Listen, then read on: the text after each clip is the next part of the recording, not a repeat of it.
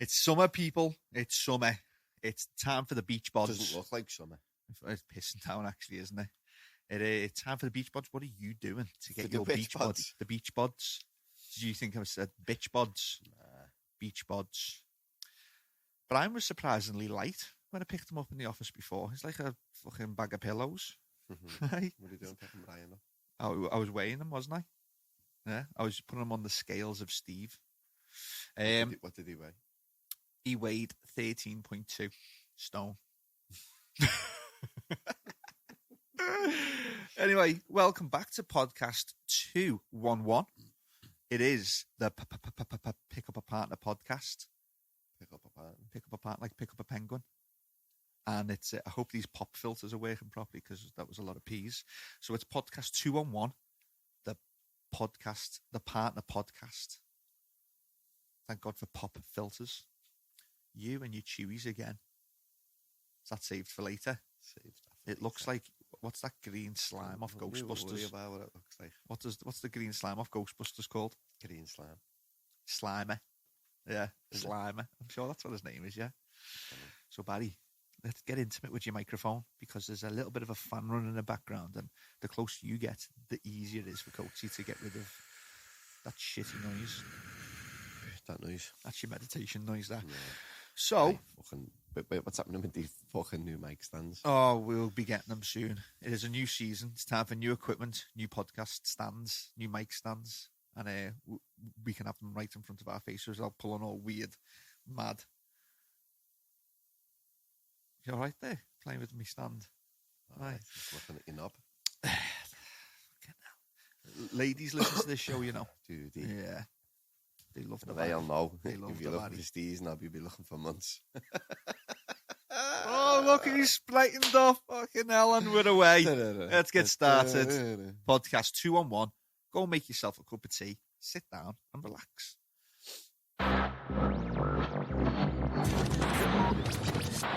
All good? Ready to go? Turn my voice up a little bit. Oh, got that everyone watching, the whole family. Are you ready to go? Are you built to be in the house that I built, in the booth that I built? I know people tune in every Sunday to listen, but even when business is good, we still manage to do the podcast. NPK.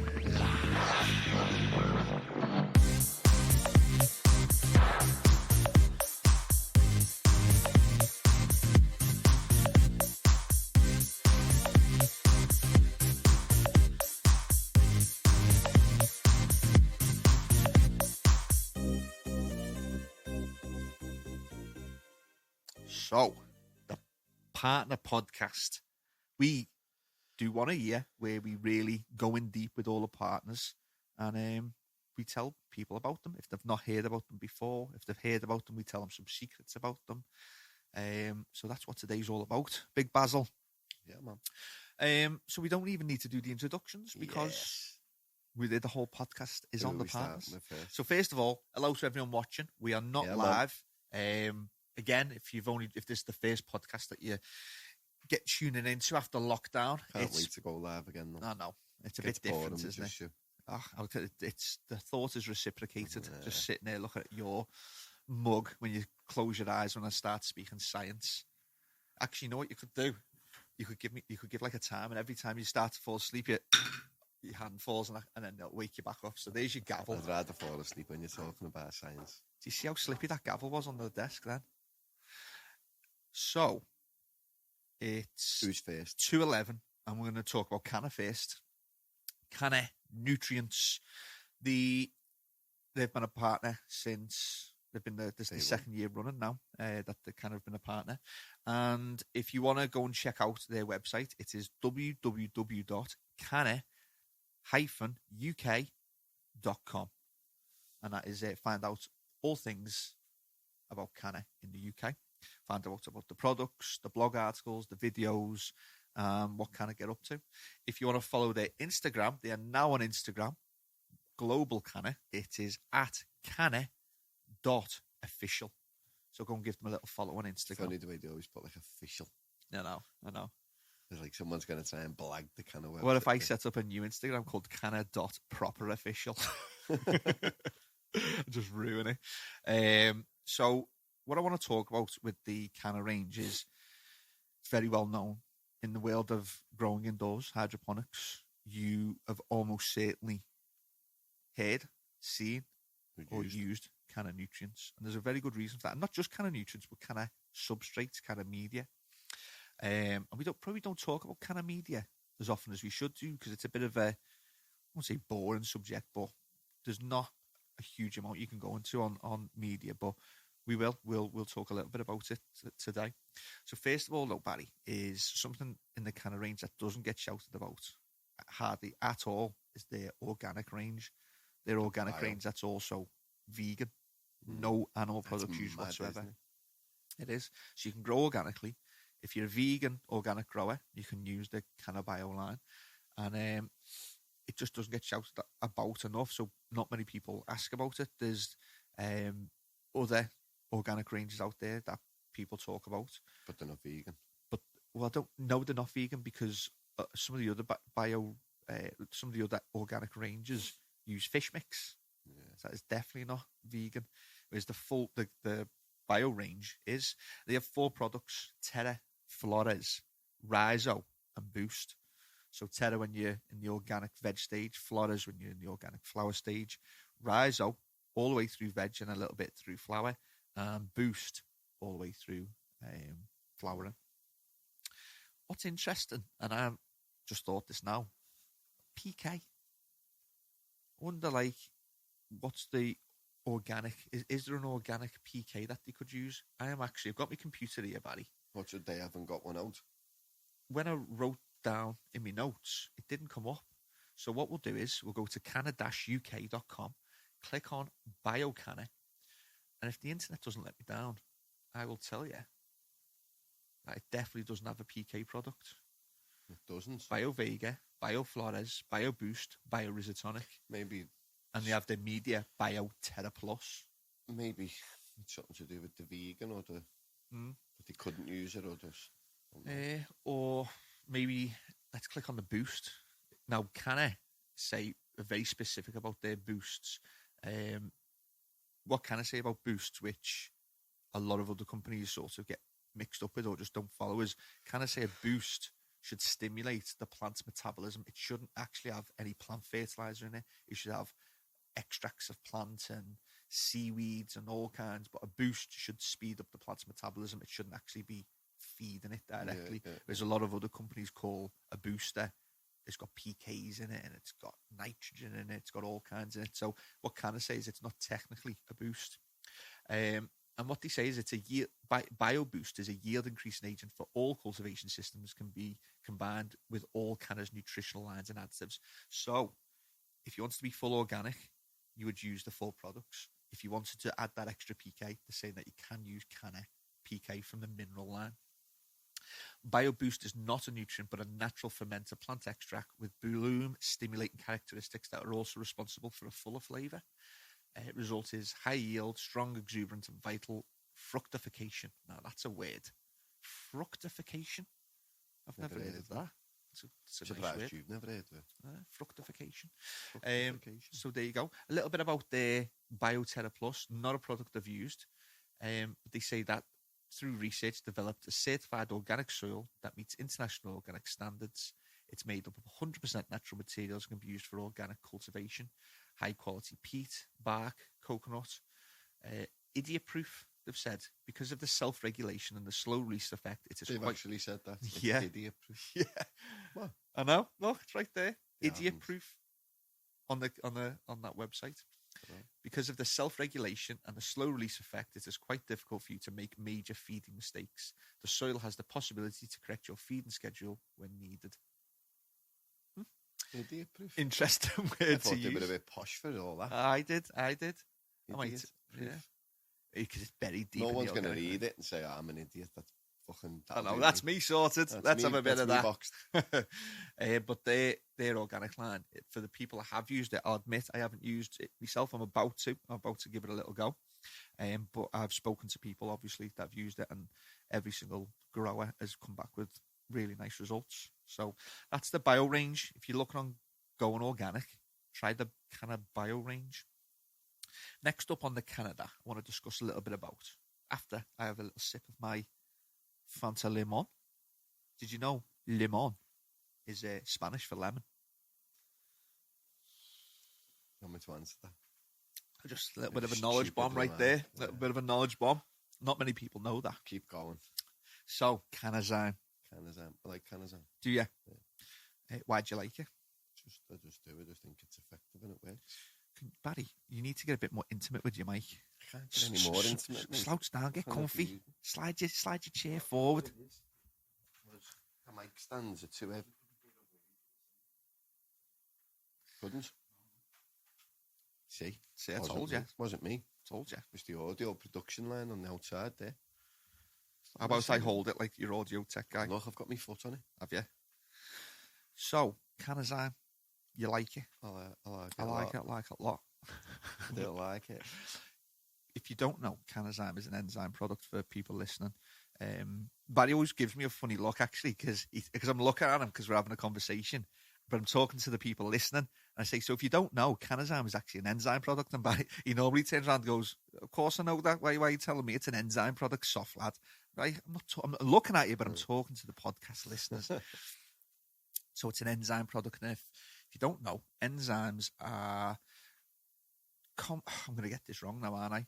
They're not compounds. They are proteins that will regulate processes within the plant, and more often than not, they'll speed them up without actually being used up themselves. So enzymes speed up processes within the plant. And did you also know that without enzymes, there would be no life on planet Earth? Yeah, I don't actually know that. Did you? Yeah. That's an interesting one. Enzymes are important. So Cannazyme is used to break down dead roots. And when your plant's growing, obviously the early root development, it grows and grows. You develop your big root system. Eventually, some of those roots will die off. If you leave it untreated, those dead roots can sort of form good food source for pathogens, bad bacteria. Yeah. To get rid of them, use Cannazyme. What Cannazyme does will break down those dead roots and breaks it into a food source that the new, healthy, vital roots can take up as feed. So Cannazyme keeps your root zone healthy, keeps it free of pathogens, and can also sort of help keep rid of pests, because fungus gnats, like the name, they like to feed on fungus. If you get rid of the roots that will provide the fungus, then you're not going to get fungus gnats. So it's a very good product to keep your root system healthy. If you want to see Cannazyme in action, we will be doing something to help you understand how it works. But very simply, in a nutshell, applesauce test, it's called. They will put water. To do this in Spanish. Yeah, they show you in Spanish. And they'll put some applesauce onto sort of a coffee plate and add water, and they'll see how much the water breaks down the apple, and you can measure it in a tube. When they add Cannazyme to the applesauce, the Cannazyme actually breaks down the apple, so you'll get more liquid falling through. Yeah. And it's a good visual way put it of on showing. A filter, don't they? Yeah, filter paper, that's the word. So they'll show you how much... coffee sauce. A coffee plate. Filter plate. A filter. They'll show you how Cannazyme actually works in breaking down applesauce, which is supposedly very similar to roots and how it works on roots. So Cannazyme's it's not a sexy product, is it? What we use it from? Well, you can use it all the way through veg, but you wouldn't though. You wouldn't need to, no. You'd use it late veg, early flower, and then you can use it throughout flowering, or if you just wanted to use a little bit, I'd do it during the transition from veg to flower. It gives the root zone a nice sort of spruce up, spring clean before you go to flower. And if you were having problems or you had a huge root system, you could maybe continue using it all the way through flower, or just use it every other week. Yeah. But it's not... the reason people don't really use enzyme products, it's because it's not sexy. It doesn't definitively improve your yield. It doesn't definitively improve quality. You can't see it working. Yeah. When you can't see something working, it's hard to get excited about it. But in a way, it does improve yields. It does improve quality, because if you've got a healthy root system, you're going to get healthy fruits. Yeah. If you've got healthy fruits, the plant is more likely to reach its genetic potential. Yeah. So Cannazyme is a very good product, and it's something that you should probably start using in your arsenal if you struggle with fungus gnats, if you struggle with Pythium, which is root rot, it's definitely a product that you need to start putting into your regime.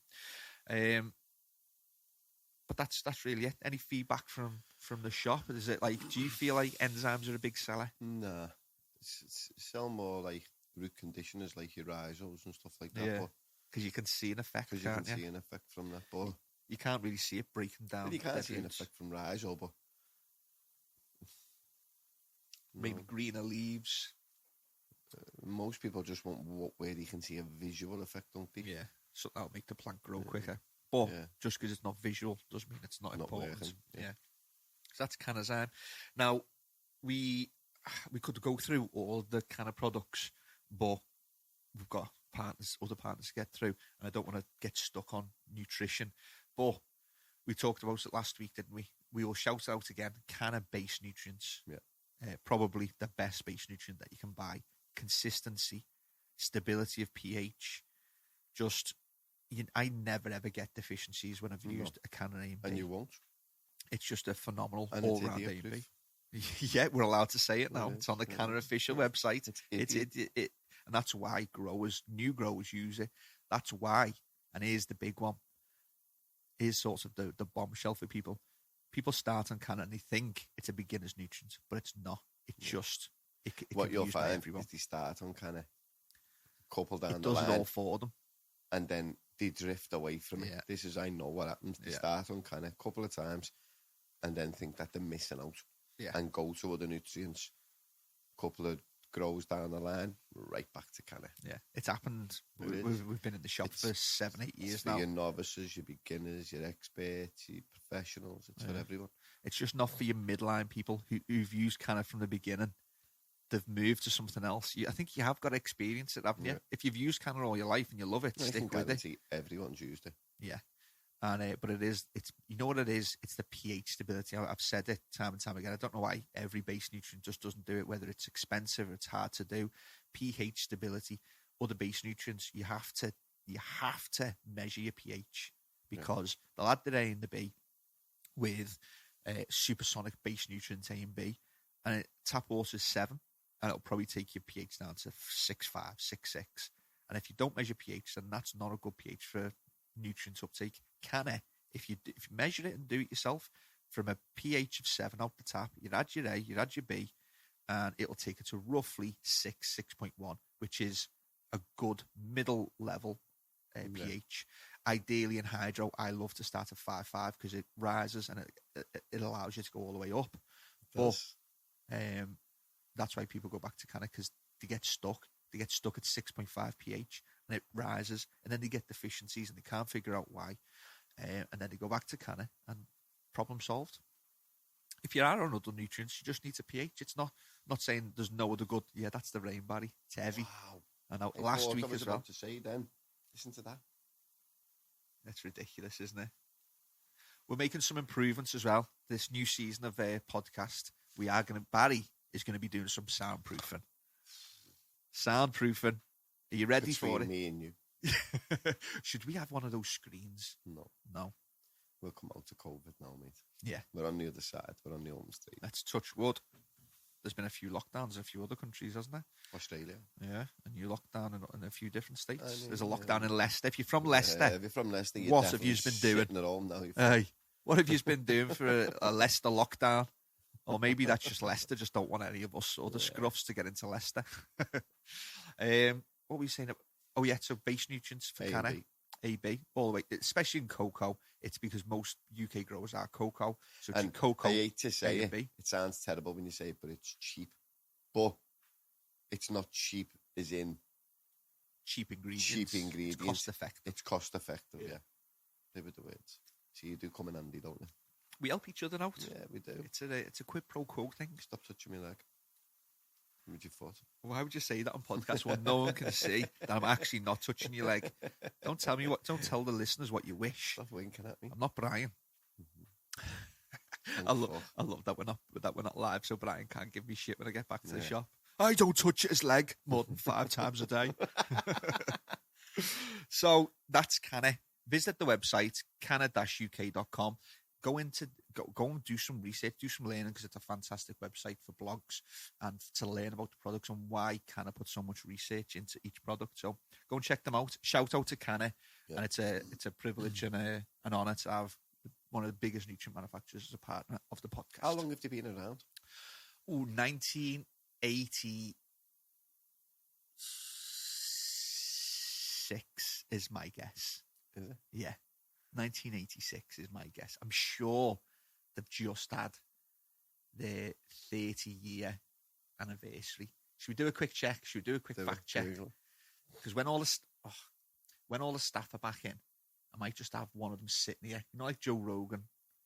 He has somebody there. He's just someone at the computer, so he can carry on talking while they pull up a fact. Yeah, while they pull up a fact. I need one of those people. There we go. That's cannauk.com. Let's get it back up. Where do you think we can find it? How long can it go? I tell you what, if Josh is still out there and he's not busy, he'll batter me if he is. But if you can find out when CANNA was formed, let us know about CANNA. About CANNA, this will be it. Surely.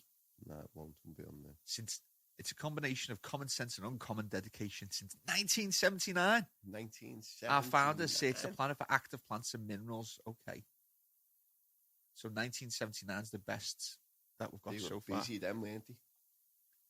That was a while ago. 1979. Well, that's my answer. That's my answer now. 1979, been going a while. Fuck me. So there's CANNA. Thank you very much for being a partner this year, and genuine love to the whole CANNA UK team. Thank you very much. Next up, who? AutoPot. Who? AutoPot. Is it American? Yeah, big in America, you know. Is it massive? Bigger than here? Probably, yeah. Is it? Yeah. If they've got AutoPot, have got a few Instagrams. Their website is lovely. AutoPot.co.uk. Go and check them out. It's very nice. Follow them on Instagram at @AutoPot_global. That's the main Instagram that you want to follow. But if you do some searching, you'll be able to find what they get up to in other countries. That is very, very interesting. So have a little search for other AutoPot Instagrams. Now, what I want to talk about with AutoPot, two main things. One, if you don't know, if you're a new listener, AutoPot is a electricity-free, gravity-fed watering system. I thought you were going to say something about electricity. I thought you were going to say something else. Well, it's powered by electricity. Yeah, powered by electricity. It requires 1,000 watts to pump 5 mil of water per hour. Now, it's electricity-free, gravity-fed, so the pressure and the power of water in your reservoir pushes through the lines to a float valve and works. Yeah, here's one for you. We get messages sometimes from people that are dubious about AutoPot. They say, I'm not comfortable having that sort of system in my house. I go, why not, mate? And they'll say, because what if it floods? Do you know what my answer is? Well, your answer is my answer. I'll let you answer because... Oh, no, go on then. No. You tell them what I'm thinking. Do you want me to go? You go. You go. Nah, go on. No, because you're the builder and you'll explain it better than me. No, go on, carry on. So, AutoPots, they say, I don't want one. It could flood. It doesn't seem as safe as a mechanised electrical system. I haven't got much faith in the float. So, fucking hell, mate. If you haven't got much faith in the float, how many toilets have you got in your house? You go, I've got one ensuite, one main one. And for the posh ones, I've got one downstairs. So you've got 3 toilets. Fucking hell, nice one. I go outside. You've got 3 floats in the system. So I said, if your floats in the system work, then your AutoPot works. It's very similar, yeah. So to work on, actually, I'm not even going to tell you how a toilet works. Remember, before combi boilers come out, you used to have the Mersey heater, the big copper boiler. Yeah. They used to have like 1,000 litre tank in the loft. In the loft. With the mains to it. Yeah. On a float valve. It's mad, isn't it? On a big float valve, like a big one. So mains water, which is unlimited. Yeah. Plus 1,000 litres if anything ever happened. So you've been putting your trust for a lot of years in float valves. Yeah. No different now. AutoPots are very safe if you use them correctly. If you are a bit of a sausage and you don't look after your system, then obviously things will go wrong. Though, to fucking make a mess of it, you've got to be an absolute fucking blind sausage. All you need to do is put. He's got the new 5 mil pipe out now. That's what we're going to talk about. Even if he's still using the 2 mil, Is it 2 mil?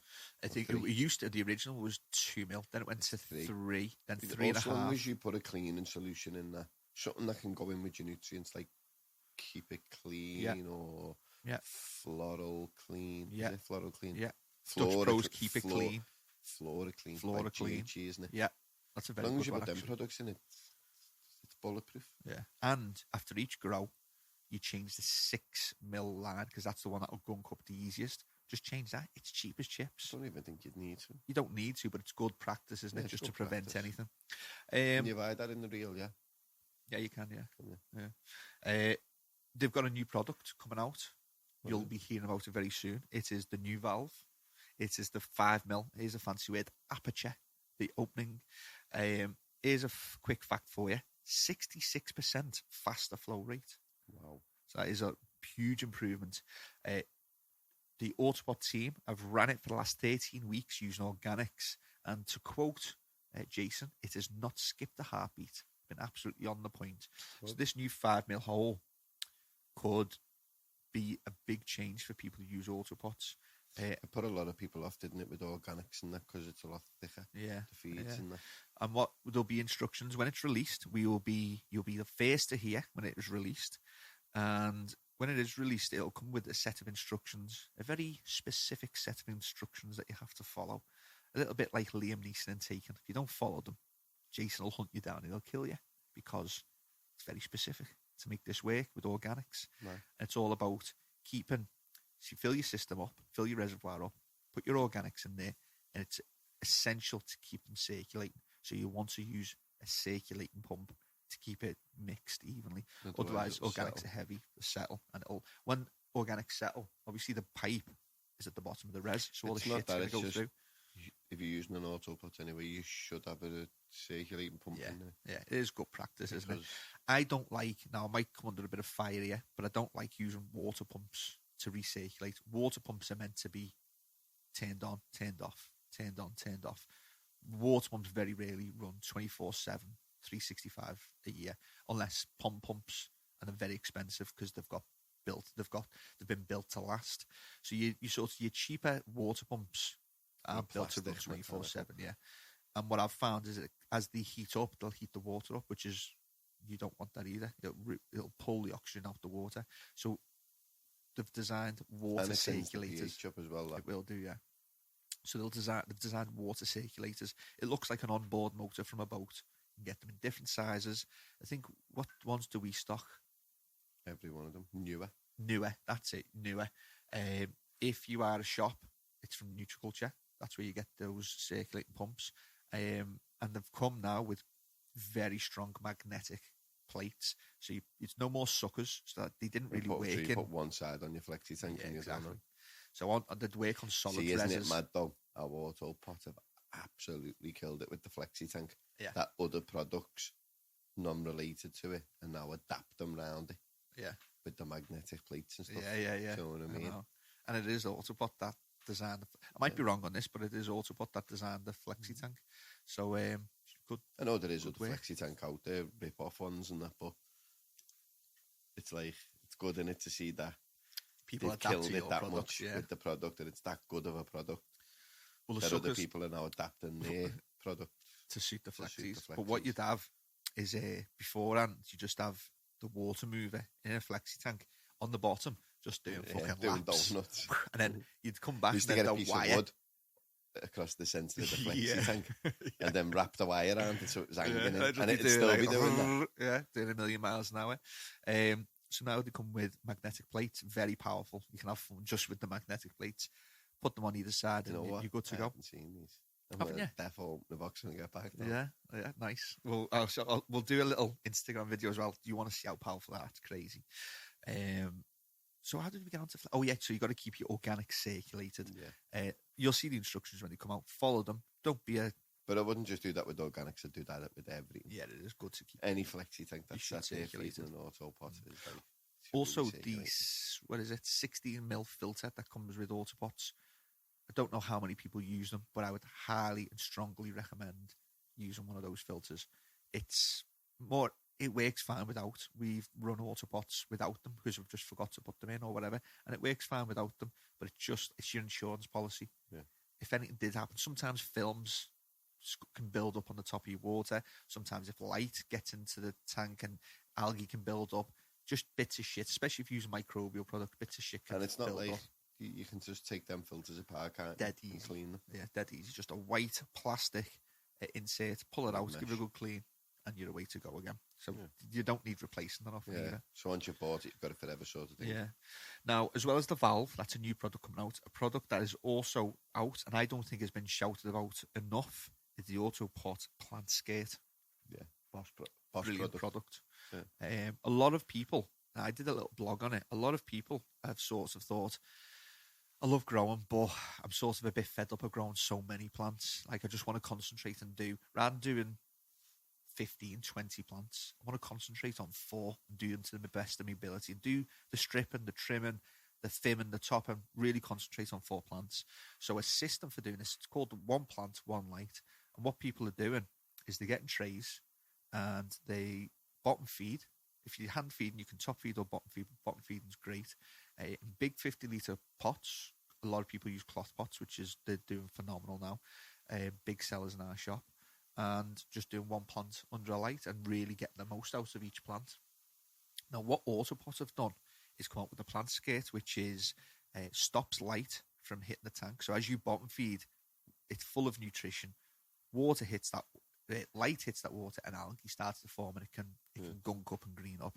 So AutoPot have designed a skate. It goes right over a 50-litre cloth pot really easily with a toggle. So it doesn't matter what pot size, you can toggle it short. So if you're using an AutoPot in it and the tray's filled with water, Exactly. it can't be there without the light getting on it. Exactly. And it's silver reflective on the upside, so it will reflect light back to the plant, and it's black on the underside, so it will stop light from penetrating through. It can be used on, it probably can be used up to 1.2, but I'm sure, I know for certain it can be used on 1 metre square trays. So you put it onto there, zip it up, and you're good to go. It can also be used on 80 by 80. I thought the biggest it went was 80 by 80. No, because it does have a lot of slack. Are you sure? Pretty sure. Should we do some quick? Should we fact? I'm sure it only goes up to 80 by 80. I don't think it covers a metre by a metre. Let's have a little look. Let's do our fact finding mission. AutoPot plant skate. £20. That's how much they are. So if you Google, if you've got your computer with you, autopot.co.uk, go to products and go to plant skate, or you can just type /product/plant skate, it'll come up. It says a light, tight, heat reflective shield that protects nutrient solutions substrate when grown in large open trays. Paired with the easy to go kit, it provides a solution for growing even the largest of plants with the AutoPot watering system. Now, where is the size? Where are you? Plant skate instructions, are you going to be there? I'm going to go out on the limb and say 1 metre. I'm sure it's 80 by 80. Oh, fits trays from 80 centimetres to 1 metre. Does it? Yeah, and it's for pots with a maximum diameter of 70 centimetres. Yeah, it's good. Go and have a little look at it and download the instructions. Nice, nice set of instructions as well. So it's double. It looks like it's double skinned as well. Brilliant product. I really like it. I think that they should start. Well, not that it's AutoPot aren't selling more. I think shops should be getting them in. We've got them in stock, and we just need to do a bit of a better job about shouting about them because it is really good product. So I wanted to shout out about the plant skates. 1 plant, 1 light with the AutoPot valve. Job done. Now, a few quick AutoPot tips. Whenever we talk about AutoPot, we always mention this one. Don't turn the tap on from the very beginning. And run away. Yeah. In veg, so we were talking about it last week, weren't we? Plant steering. Now, in veg, you want to steer your plants. Now, in flower, you want to give them maybe a bit of a dry cycle. In veg, you want to keep them moderately moist. But if you leave that tap on 24/7, you're going to keep them very wet all the way through. And what happens? So, let's use an example. Barry's got his Fanta there. If you want a drink, where'd you go? To the Fanta. Yeah. If I took that Fanta away from you, where would you have to go? To the kitchen. You'd have to do some searching. Same for roots. If there's a wet environment, so what's the point in searching for water? It's readily available. The roots get lazy. Yeah, so you don't have to extend your root system. But if you give it a slightly dry period, a slight dry period, then they will have to search, and you can increase your root system. So it's a very fine balance of keeping it moist but not letting it go too dry or too wet. I think that's with most beginners to AutoPots. I think what they think is you can now just put your plants in there, turn the tap on, and it does it all for you. Yeah. But my understanding of an AutoPot is say you've got 100 plants in a room and you don't want to be carrying buckets to the back of the room. Yeah. Or you haven't got a tap at the back of the room now. It's easy to turn the tap on, let them flood, leave them for maybe an hour or two flooded, and then turn them off. Yeah. I know once you get into full flower, then you can turn them on. And what's good practice with them is as well is, I always tell people, the 60-40 was made for them AutoPots. Yeah. I don't care what anyone says, it was made for that system. If you're in an AutoPot and you're growing cocoa, it should be 60-40. Yeah. But it's good practice to put inch and a half a pebble, just pure pebble on the bottom. Yeah. And that works wonders. Helps with the oxygenation, doesn't Helps it? with the oxygenation, and it can just help a little bit with the capillary action in the plant. Because your tap roots are at the bottom anyway to drink. Yeah. You've also got the AutoPot air dome, so you can put those in. So if you are using pure cocoa, you'll definitely get better results by using an air dome to increase that oxygenation in the pot. So check them out on the AutoPot website. Piece of kit, though. What I will say about AutoPot as well is they're constantly innovating. Like, it's like constant. Do you know what I mean? They had a great product and it worked, and they sold a lot of them. Now, for most people, that's enough to go, well, I've done well. I'm going to sit back, sell lots of AutoPots. But it's just absolute constant stream of innovation after innovation after innovation. Just go on their tray systems. Tell you what, actually, a little shout out to ourselves.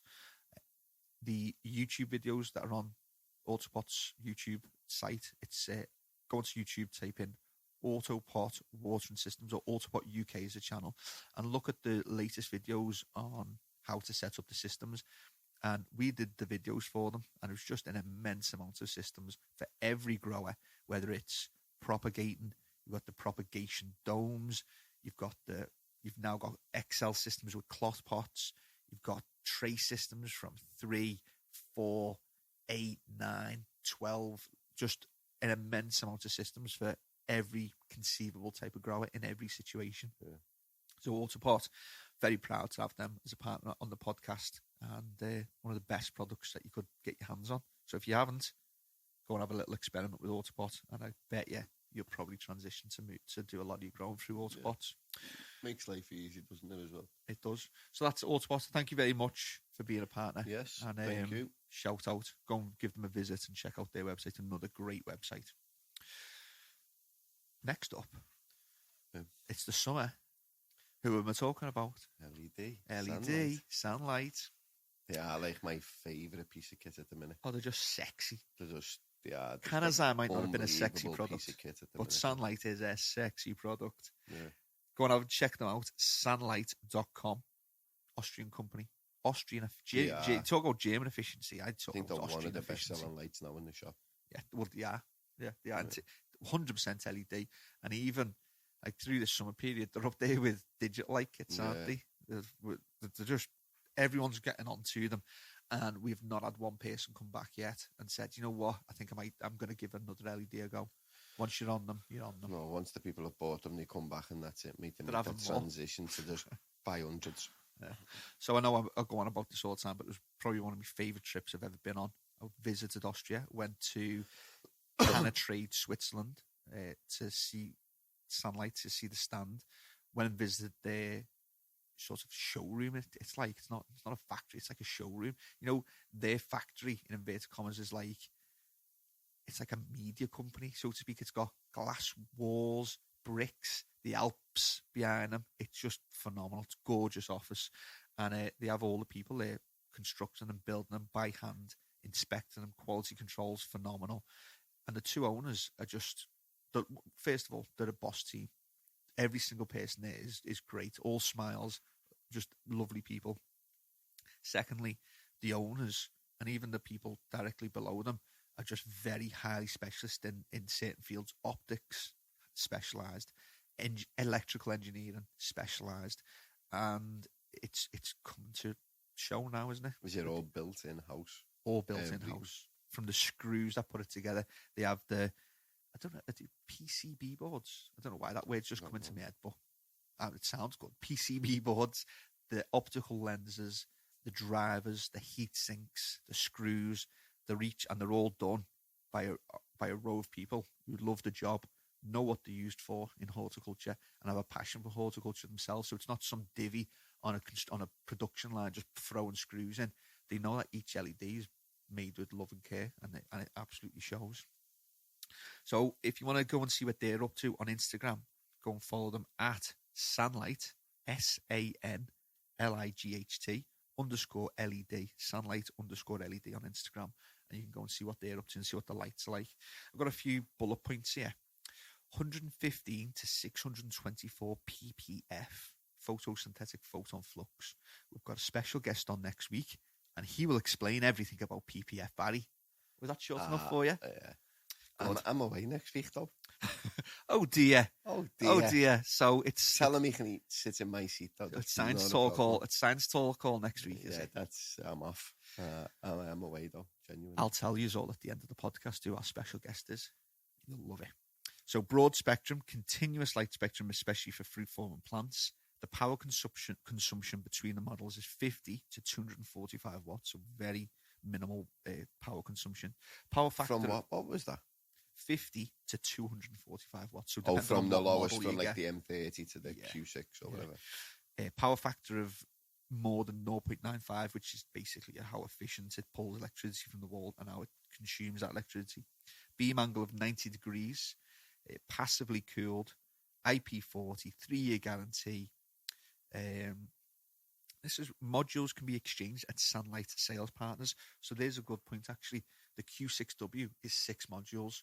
What's great about them is if one, so they're never ever fully perform. Well, they're fully performing, but they've got like a bit of extra juice in them. So if one module fails, which is we haven't had one yet, then the other 5 will pick up and produce the same amount of light, just over a slightly short, narrower spread of light.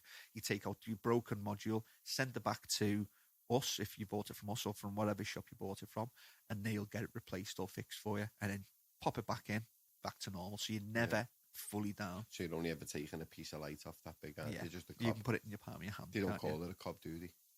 No, they're that's what we're going to discuss next week. Cobs versus that might be cobs versus PCBs. I just put it together really like an LED is just cobs in my head. It's just a cob. It's not. Circuit on board, I think it stands for a cob. And there's another one as well. I always forget the other one. But we will talk about that next week with our special guest. They have 90% light output after 100,000 hours. 90%. Wow. So to put that into perspective, HPS, the best HPS perform at about 90 to 91% after 5,000 hours. Now, powerful, but they do diminish after a bit of time. Daisy chainable, so you can have up to 6, I think. 9? Oh, Barry knows the facts. You can have up to 9 in a line. Ready to dim, ready to boost. So there's some of the key points. And the sunrise, sunset feature. Sunrise, sunset feature. We were talking about it last week, weren't we? Now, the models, if you're looking at which model is right for you, they have a few. How does it come? M30, which is the propagation light. So let me get to the bottom of my list. You've got, so at the bottom of your list, you've got your dimmer. You've got to buy it separately. It doesn't come with the light. Yeah. £25. Oh, I thought we were talking lights, not power cables and leads. We are. That was just, it's an additional extra, isn't it? Yeah. So then you've got strip lights. Yeah. You can be used if you're doing for racking systems. Like that. Then we've got the M30. M30. That is the smallest LED that they do. So what's the next size up? Because they go like Q3, Q4, but is there a Q1? Is there a Q2? No. So it starts with so it's M30 so you could think right the to M30 the Q3. is the Q1. Yeah, and then they skip the 2 and go right to the 3. Yeah. So then there's a Q3, Q4, Q5, Q6. Yeah. No Q7. No. Just in Audi. Yeah. So what else have they got? They've got in the 3 and the 4 range. So they said the Audi Q3. So the SANlight Q3W and the Q4W. You might notice that there's a Q3WL or Q4WL. What the L stands for is wider spacing. So you can, with So the it's same got more intensity, of it, spread the light over footprint. a wider distance. Yeah, bigger footprint. So if you're wondering what the L is, that is, they just spread out wider, so you can change, so you can adapt it to your grow room. Yeah. So that's what that stands for. But just on the M30, we got 4 in the shop the other day, and they turned one on. Power. Yeah, Powerful. Just haven't we got one in here? We've got the original one. The very original. The very original. Before anyone had even heard of SANlight. Yeah, Before Highlight Horticulture had a SANlight on the shelf, we had an M30 in our... It was just a twinkling Highlight Horticulture. Oh, listen, yeah, we get all the best products.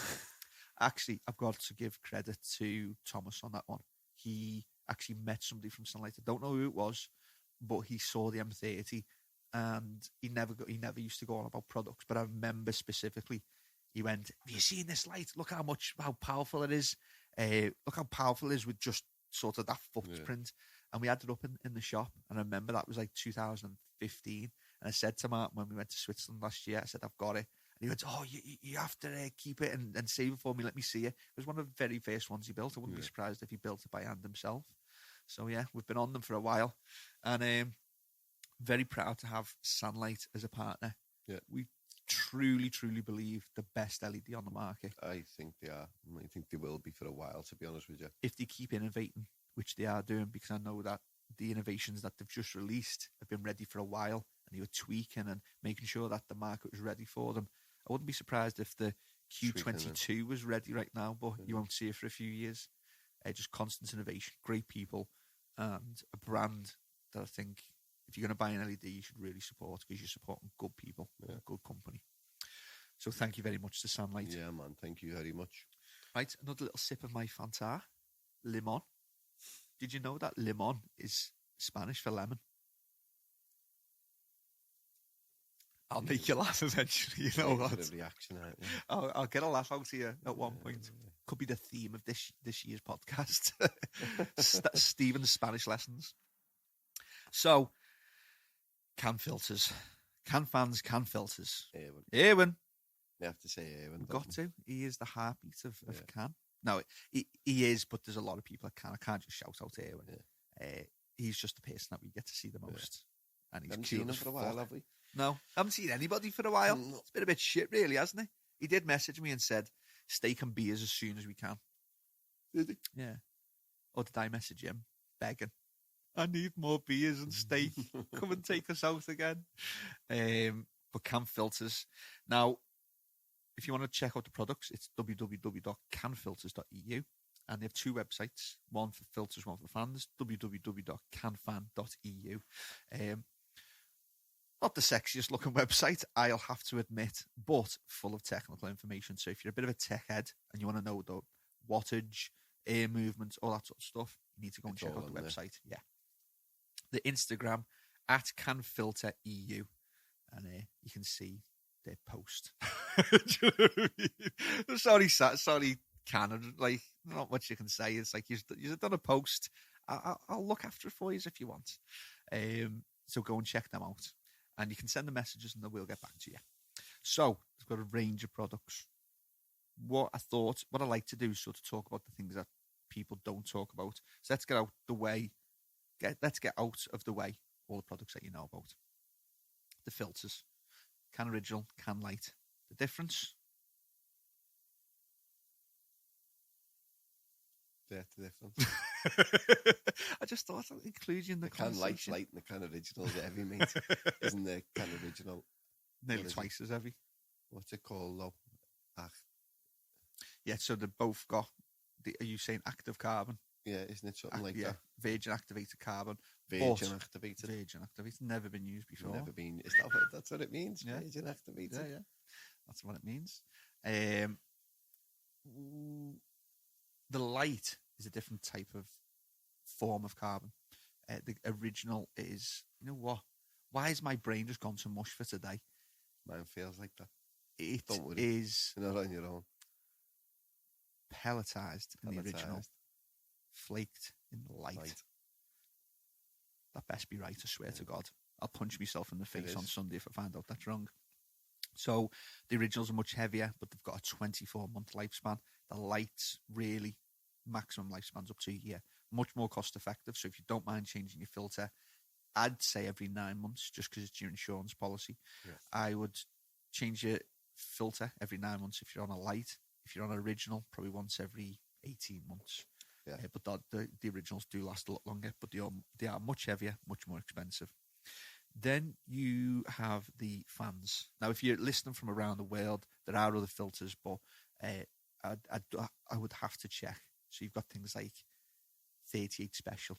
But I'm going to have to really apply to us. No, I'm going to have to double check. We will one day get Erwin on the podcast and we'll go in depth on the different types of carbon. He's coming on. He just wants lots of prep time. He wants prep time. He's got to have a tan. His hair's got to be cold. Have his cardigan on. It's just wow. Erwin, come on. The QMax EC. So we're going to jump straight to the latest technology. EC fans, electrically commutated. They use less electricity compared to your AC fans to do the same amount, and you've got more control over them. They are a lot more expensive than your traditional AC fans, but over time, you'll get that back. Efficiency is great on them. 100%. If you're using LEDs, you should, because of how efficient they are, then you need to be using AC fans. No, what I like just about a waste. Them, with the controllers and all that on them, they're just instant reaction. You can literally just rub it and it's wham, the fan kicks in. Yeah. Because it thinks it's getting that out. Humidity, heat, everything. Yeah. It is rapid. Reactive to your grow room. You also have the Max Fan EC. So QMax is very similar to the Ice Max in terms of its look, but it's EC rather than AC.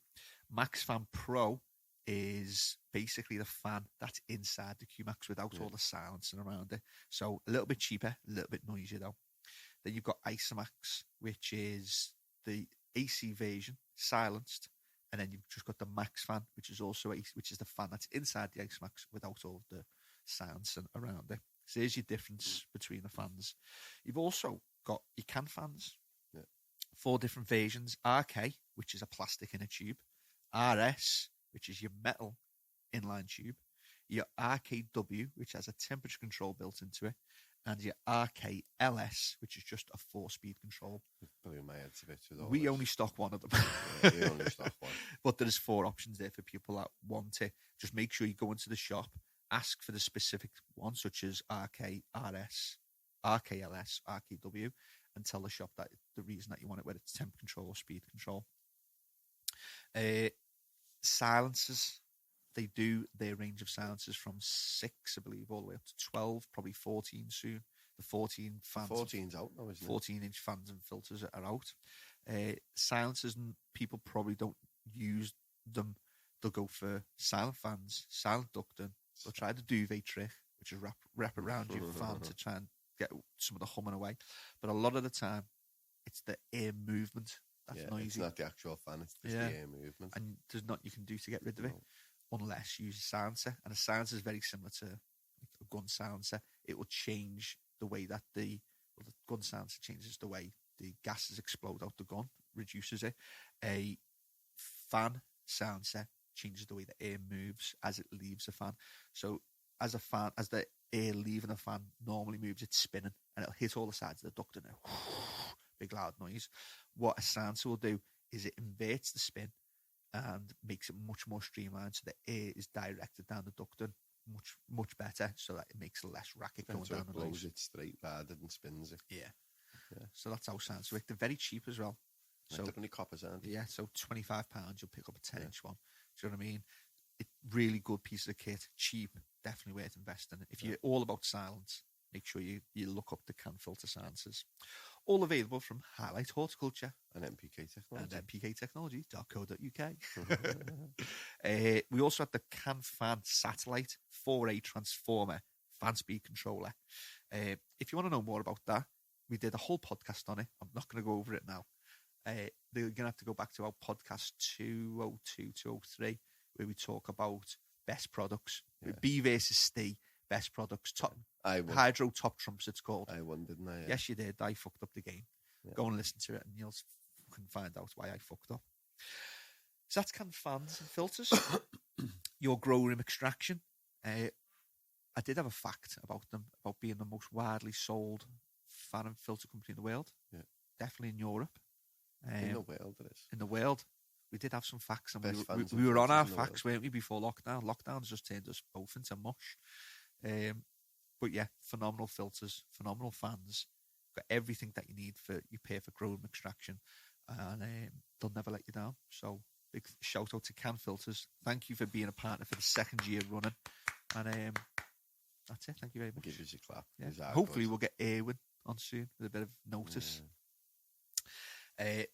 Next, we are on to BudBox. BudBoxGrowTents.com. That's actually the website. I've just done it there already. BudBoxGrowTents.com.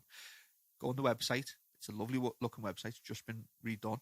And they'll show you all the images, the stats. The stats we'll be talking about anyway over the next 50 odd episodes about BudBox. We'll be dropping them in. My voice is going dead. Did you hear that then? Dead crackly. So go and check out the website. Do you know what I didn't do? I didn't write down their Instagram. Their Instagram is BudBox Grow Tents, and they are really active on Instagram, so go and check them out. They show all the stats, all the sizes, all the tests. Let's see. Right there. Why does everyone decide it's a good time to message when we get on podcasts? Obviously, they don't know, but everyone just seems to love to ring and message during podcast time. So while Barry's having a little look through their Instagram, it is interesting. We're going to talk about the tents and some secrets that you might not know about BudBox. I know a secret. Oh, I know you do. You know all secrets. But if you are a tent grower, then BudBox have got everything you need to accommodate the size, the budget, whatever it is you want to spend. But because we're talking about the best quality products, we need to talk about BudBox Pro, which is the white reflective material inside the tent. They do a lot of giveaways, don't they? They do. They'll be doing one on here soon as well. Full setups. Keep your ears peeled. Winner. Chicken dinner. So, Barry, I'm going to ask you some questions now. Come on then, fire away. Give me my phone back.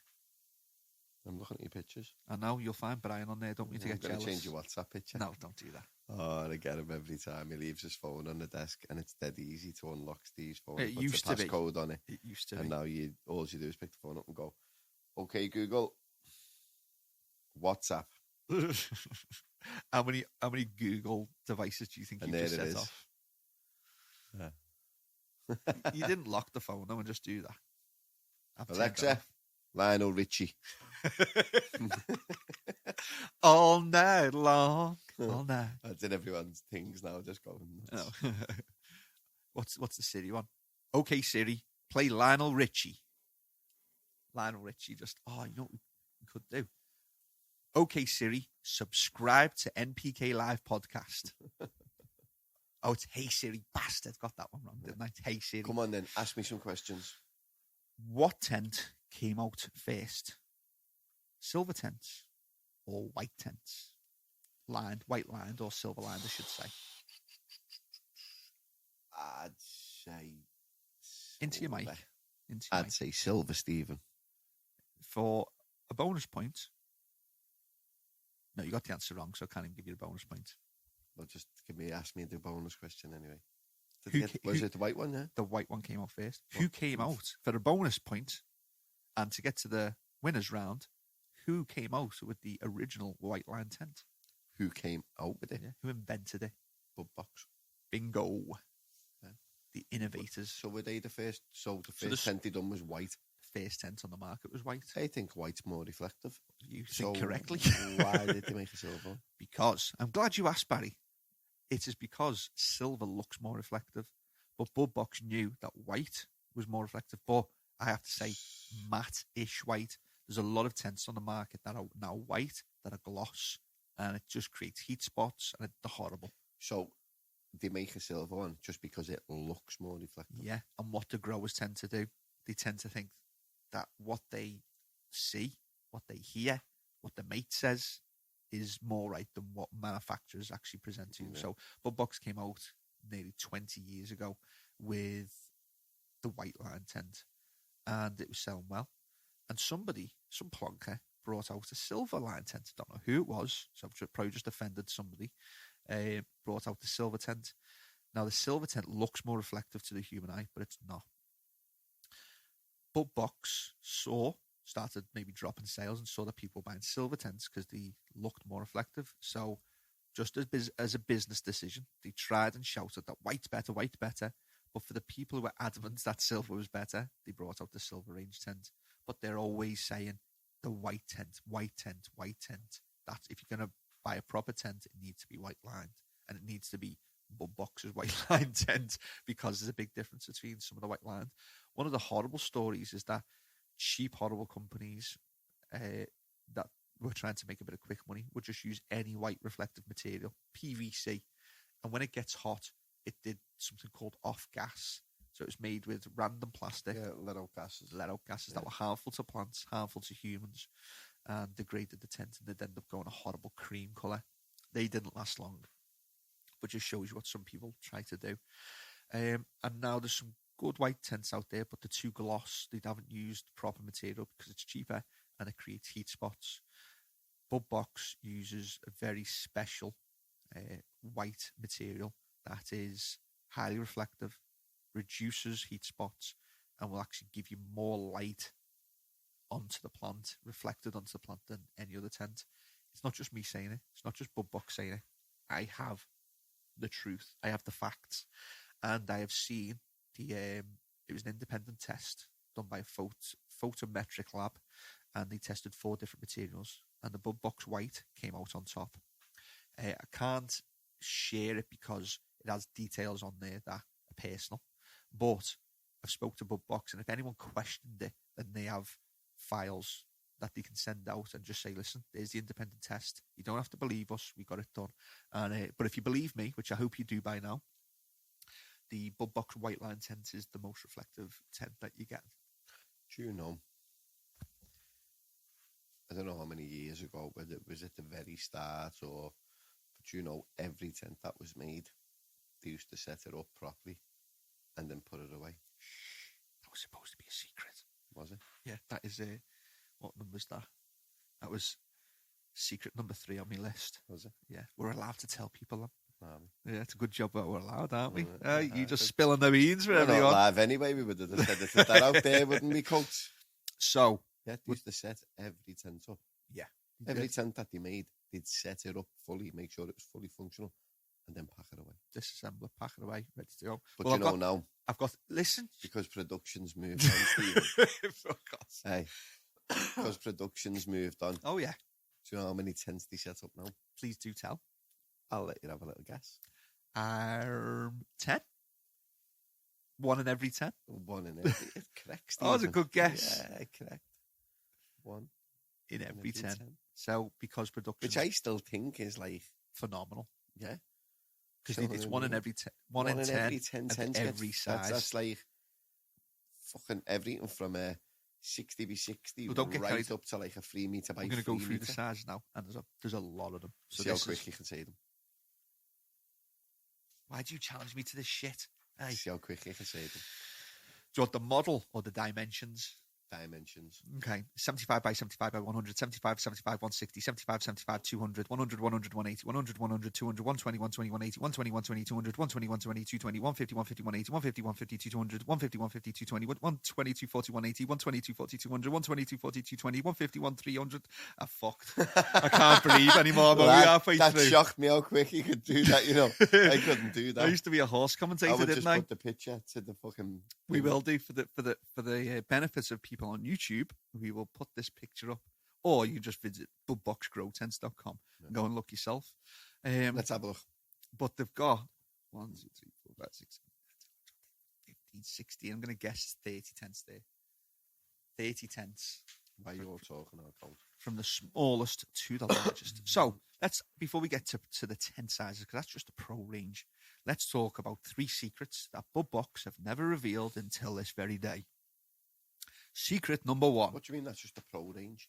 That's just all the tents? No, that's not all the tents. That's just in white. So they must make all the same in silver. Same size, all just in silver. There might be 1 or 2 that they don't, but so they're doing all together with white and 60 silver. 60 different versions of tents. Heavy. 30 different versions, but 2 versions. Yeah. You can get either one in one. And we're going to talk about a little bit about that right now. There's 3 secrets. Barry's just spilt the beans on one of them. Here's secret number 1. Independent quality control at every single point of manufacture. So that's quality control at the cutting of the material, quality control at the sewing of the material, quality control at the joining of the 2 materials, which when I've written it down, it's like sewing and joining must be different, but it must be zips and all that sort of stuff. So there's cutting, sewing, joining. Then the poles are cut from the metal. Then the powder coated. And then there's the separate factory separation of poles into the A's, the B's, and whatever size you need for each tent. Every single process has somebody there doing quality control to make sure it's consistent and there's no problems with any part of the tent. That's secret number 1 that not a lot of people knew. Do you know what they do now as well for efficiency? At the very end. Here comes secret number 2. I've got it written down. How do you know what I'm going to say? Because I just know, I read your mind, Barry. I know what you're going to say. Before they get loaded into the van. If they know there's... Some people do it with the pallet. Like if there's 50 on a pallet, they weigh the pallet. And they can tell you that one piece of plastic is missing out of it. But they weigh each individual box. Before it gets loaded onto the cart. So if you've got a corn... So it's very, very rare, unless there's some light, nimble fingers between leaving their production facility to your shop. Unless there's some nimble fingers that can get into the boxes, you are literally, it's impossible to be missing a piece because it's weighed down to the gram, and the corners might weigh 5 grams. If it's 5 grams down, they'll know that there might be a corner missing, and they'll put that in. Poles are heavy. If there's a pole missing, they'll know. So that's how they quality control, make sure that everything's in there. And then secret number 3, which Barry'd already said, used to be every tent assembled, disassembled. And it's now 1 in every tent is fully assembled, disassembled, and packaged back up in every size in the tent range.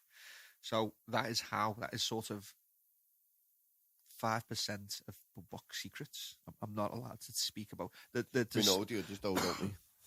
We know the others. There's probably some that I don't know. Tell you.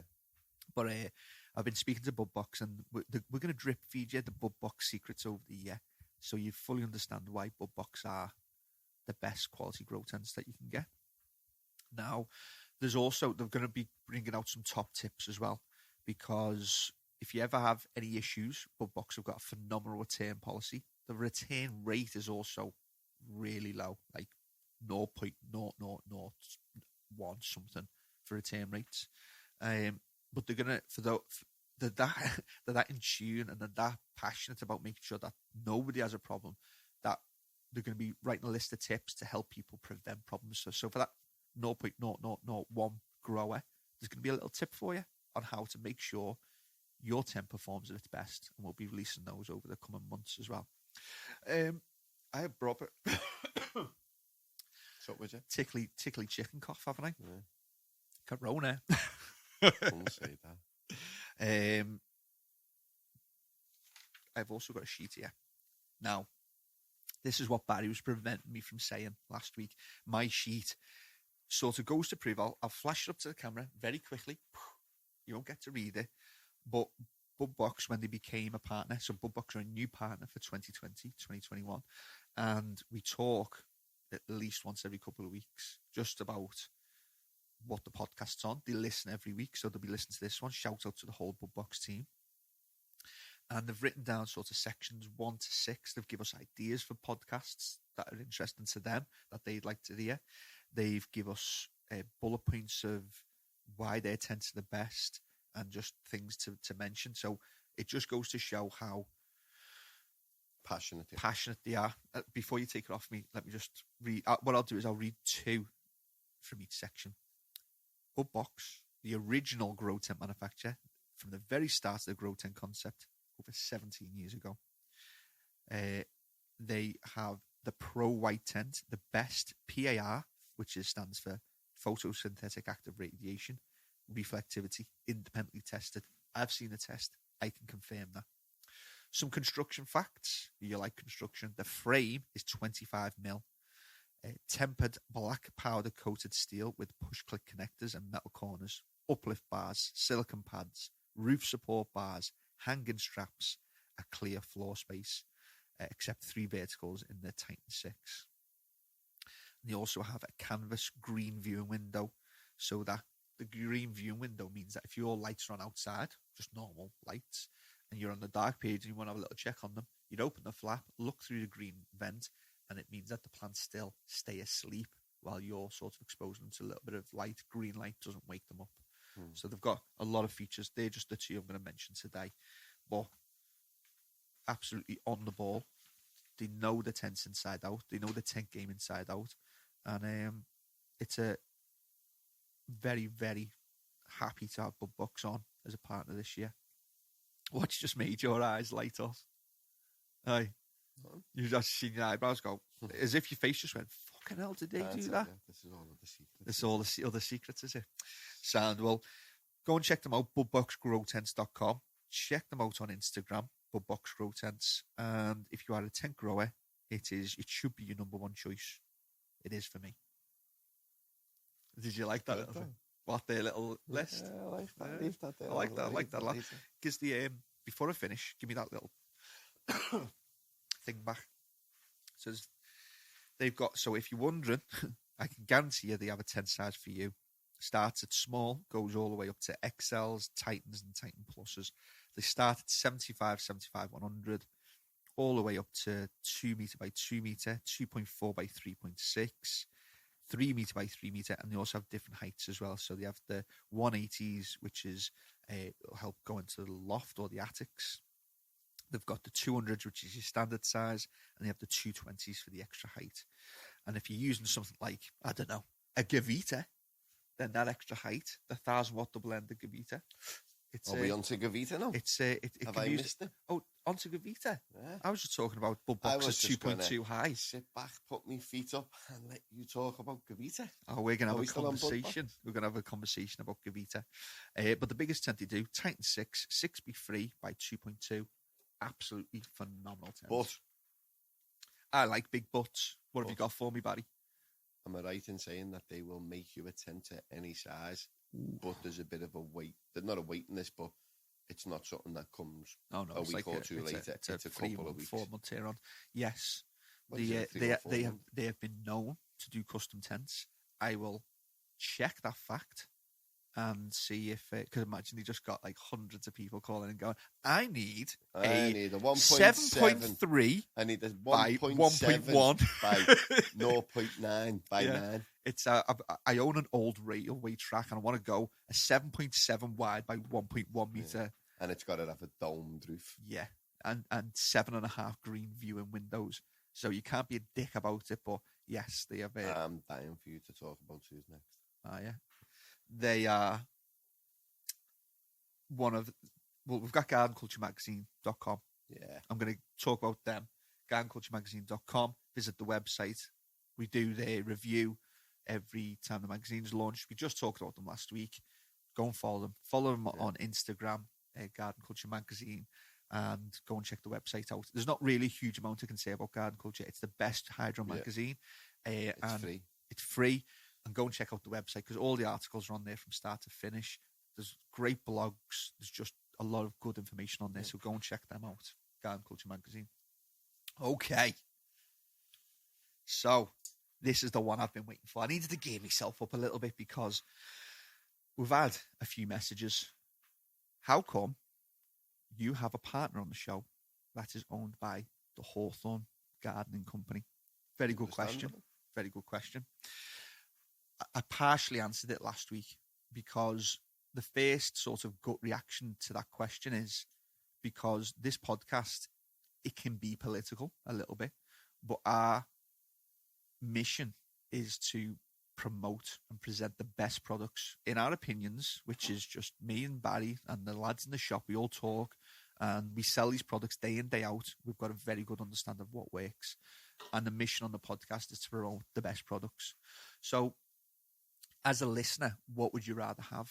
Would you rather have us promote Mr. Bubbles HPS Lighting? And he's a lovely man and he makes 10 lights a year. Mediocre. He makes 10 lights a year. If you met him, he's a lovely man. He'll bend over backwards for you. And we promote him because he's a lovely person, but his lights are a bit shit. His or her lights are a bit shit. You would have a cob on with us because we are promoting a light that the goal is to grow plants quicker, better. You want the best quality products. So when people turn around now and say, you're promoting a Hawthorne product, I truly believe Hawthorne, I truly believe Gavita to be the best double-ended HPS light on the market today. They always have been. There's been some competition along the way. The competition has fell off, hasn't made traction. Gavita have been there solid. They've had their ups and downs. They've had small issues that people in the industry know about. They've had return problems, but it hasn't caused them to fall off. They've resolved those return issues, and now they're back on track. Up north, Liverpool, us specifically, we don't sell huge amounts of Gavitas. We don't sell a huge amount of double-ended lights. We're just a bit strange. Go down south, there's pallets and pallets of them being sold, and I have a few good friends from down south who sell pallets and pallets of them. And I check with them and say, "How are they doing? Is everything okay with them? What was your returns like?" And Gavita are back on track, absolutely spot on. What I wanted to sort of talk about on this podcast, specifically about Gavita, we're going to go through the products, we're going to get into them, but I need to help people or understand a different viewpoint. Now, if you can go back to podcasts about maybe 3 years ago, and when Hawthorne came to the market, it was a shock to everyone. It was one of the biggest things that had ever happened in the industry. Massive takeover, multi-million-pound takeover, and it was from somebody outside the industry. Now, if you don't understand the Hawthorne sort of thing and why people got a cob on, it's because they are several steps away from other companies. They distribute products that have not got a good name. So that's where the sort of bad feeling came from. When they came into our industry 3 years ago, people jumped on straight away to criticize. And I was one of those people. I was like, look at them coming in. This is our industry. Look at them coming in with the millions and billions of pounds, buying this product, buying that, doing whatever. At the time, still absolutely stand strong to my opinions at the time, because that's what I felt and that's what I believed. And I said them, and I'm not taking the podcast down. It will be there forever, because I think it's good to show people how you change and how opinions change over time.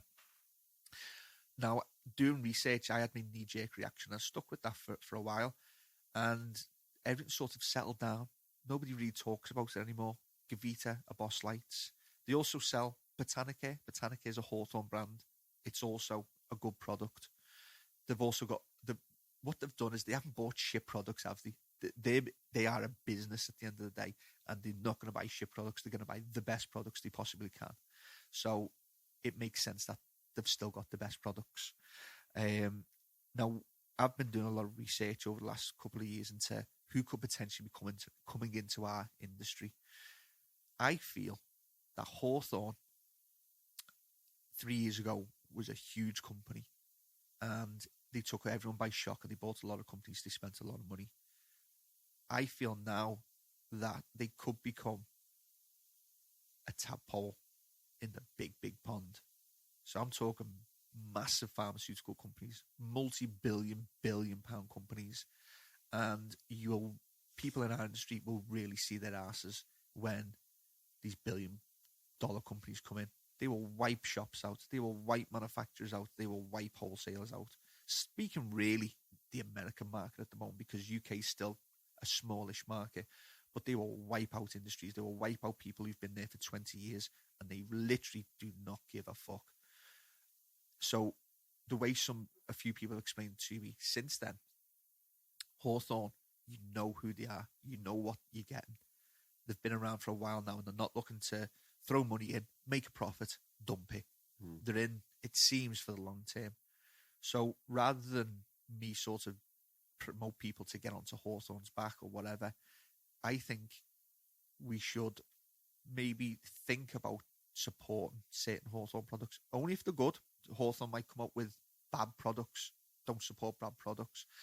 But if we support products and they immerse themselves in the industry and they look after the people that have been here for a long time, then if the big boys ever really do come, then they should surely help protect the industry a little bit, shouldn't they?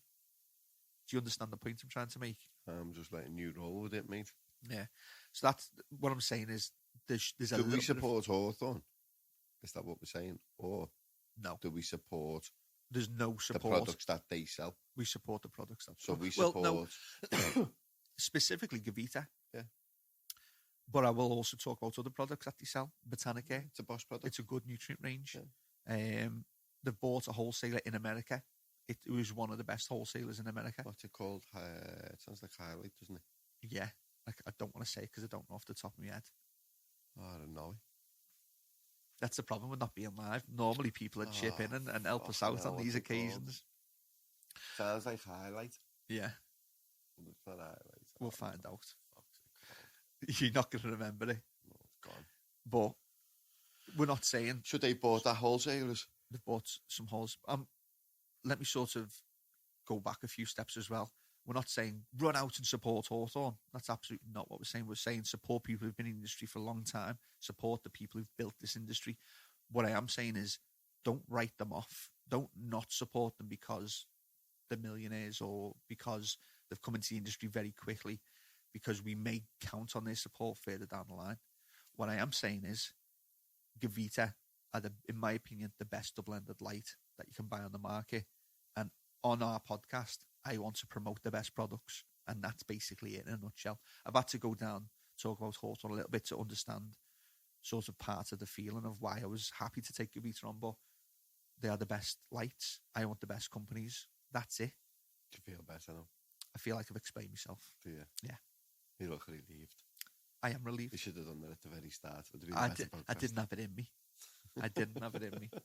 I was still fresh from lockdown.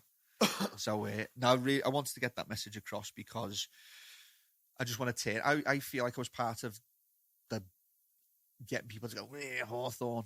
And I feel like it's a little bit of my responsibility to say, listen, don't support Hawthorne if you don't want to, but don't just slag them off just because they're called Hawthorne. Don't slag, and the main point is don't slag off the products. Just because it's owned by Hawthorne doesn't mean that it's a shit product. It means that it probably is a good product. And specifically for Gavita, they are, in my opinion, the best light kits on the market, double-ended.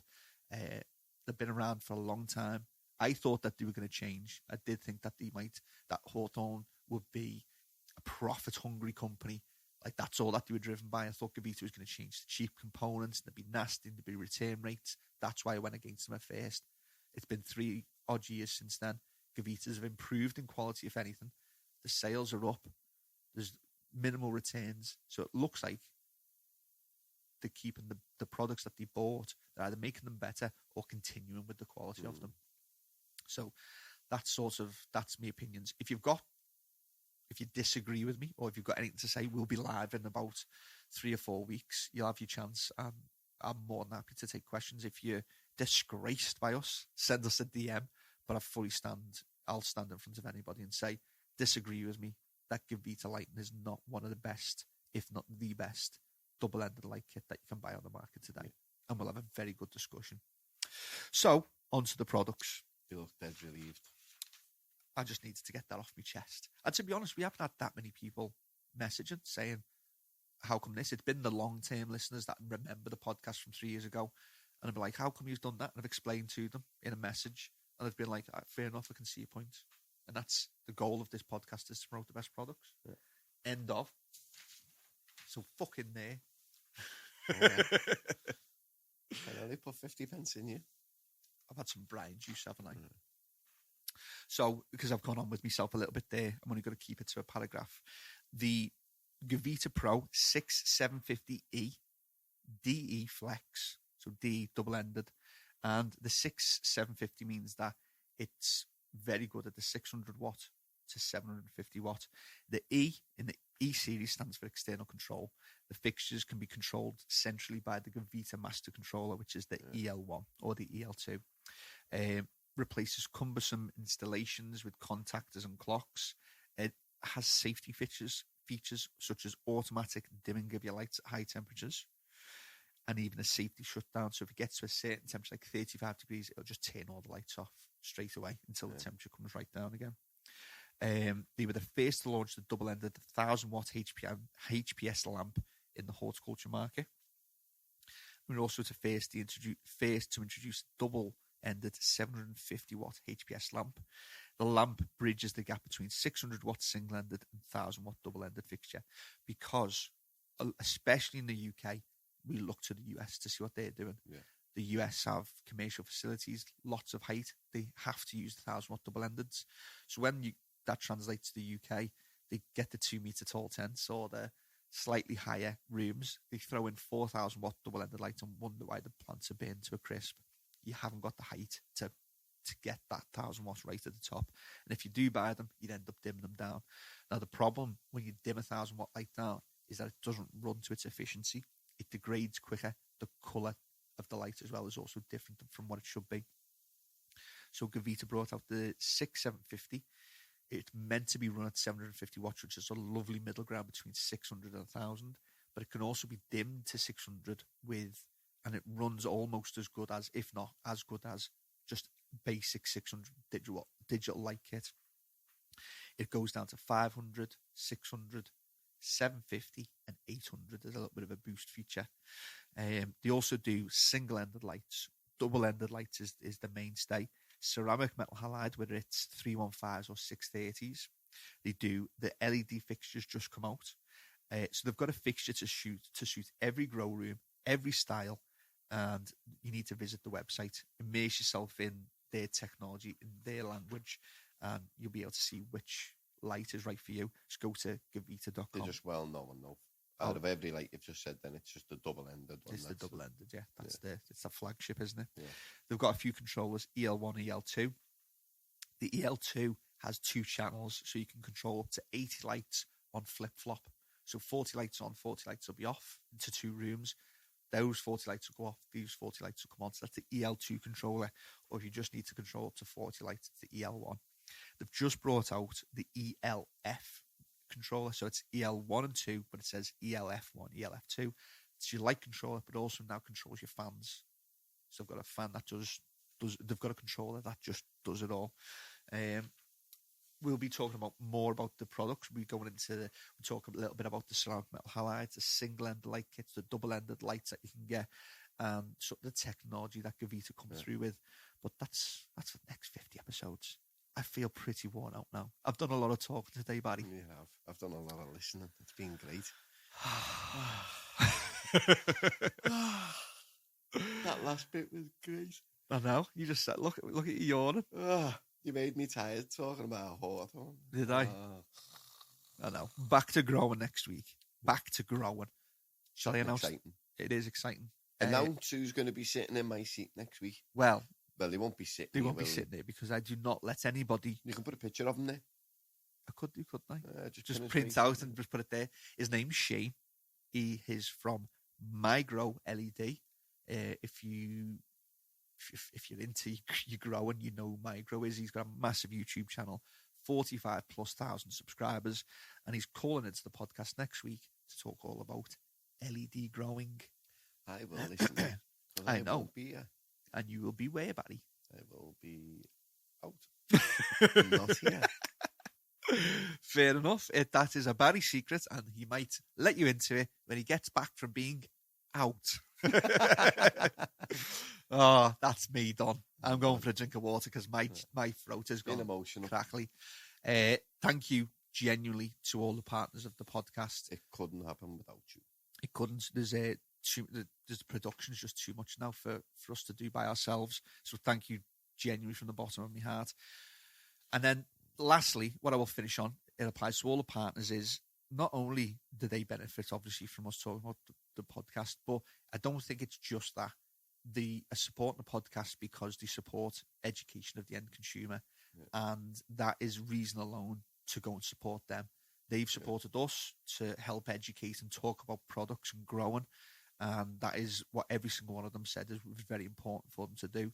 So it is nice if you can sort of follow that up and support their products. They're great products, great companies, great people behind them. So thank you very much from the bottom of your heart to all the partners. We will see you all next week for podcast 212 my grow without Barry because he is out. And this is me over and out. Bye-bye.